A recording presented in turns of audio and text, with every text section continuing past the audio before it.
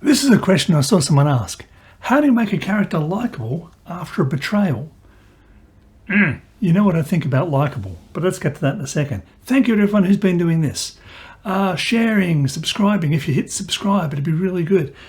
You'll get more of this stuff. If you share it, if you comment, all that stuff helps the algorithm, the great algorithmo that promotes this channel and moves it forward. You can go over the shop and buy things now. I'm setting up the shop so you'll be able to buy the books and like Tools Not Rules, good book.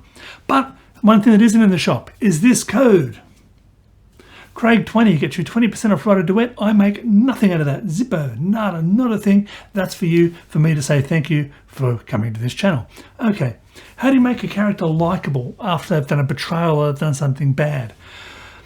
Well, I don't really think people have to like characters, have to relate to characters, have to understand characters. I'm a bit neurodivergent, brain injury when I was a kid. I like a small number of people, but I don't feel the need to like a lot of people. I understand a lot of people. I work with people and I understand them. When I have relationships with people in a professional manner, I understand what they need. I understand what they want.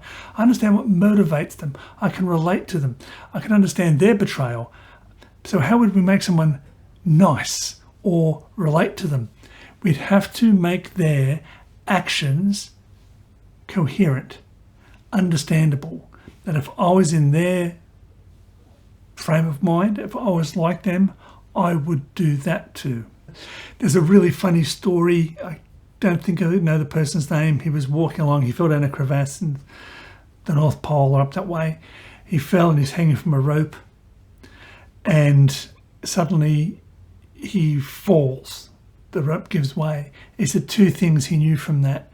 A, his friend was still alive, and B, his friend had his knife because his friend cut him free and made him fall to the crevasse. Of course, they were both going to die if he didn't do that. You might say, oh, how could he like his friend? Well, he crawled for 8 miles and got back to his friend, and his friend saved him. They worked together and they got out of that situation. But it was 100% relatable. I'm going to die or my friend's going to die. I have to betray him. I have to cut through the rope. Hopefully he survives. We find out later that he thought his friend was dead. He thought he's fallen in the crevasse and the body's hanging lifeless against the wall. So he thought he was dead. So he cut him free and let him go. You have to make the person's action relatable.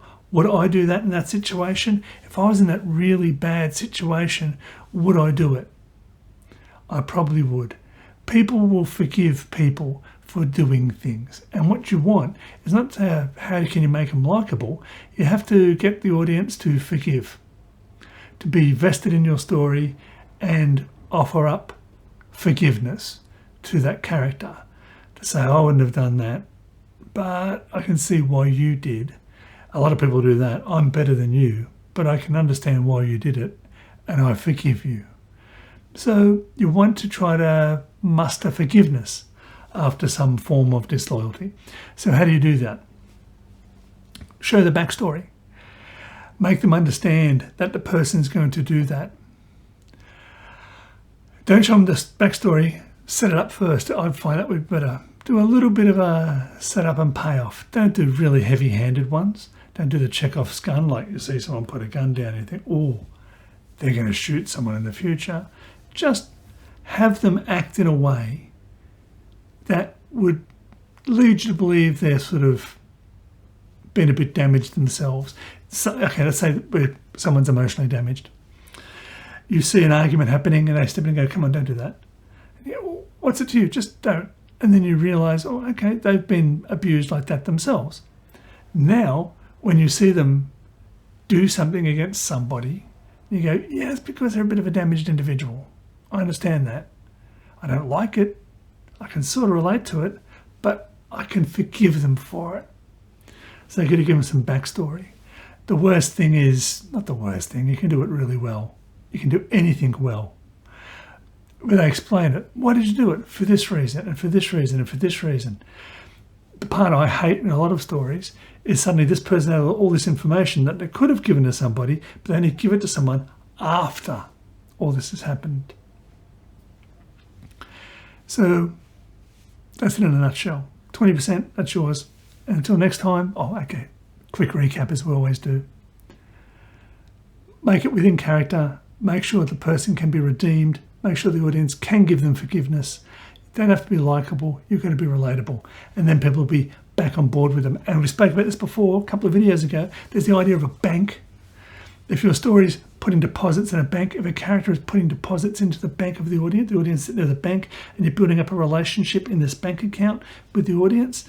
Now, if they do something that takes a withdrawal from that, starting to put deposits back in doesn't take them back to where they should be. It only gets them back to where they were when they started to do the bad thing. And then you have to put more work in to get them past that. So think of that as well. Have you made enough deposits in the emotional connection between that character and the audience that it can make this withdrawal, that it can make them do something out of character that is justified and relatable, but is not going to completely go bankrupt? Because once you bankrupt the bank, there's no going back. Okay, guys, till next time, keep writing. Bye.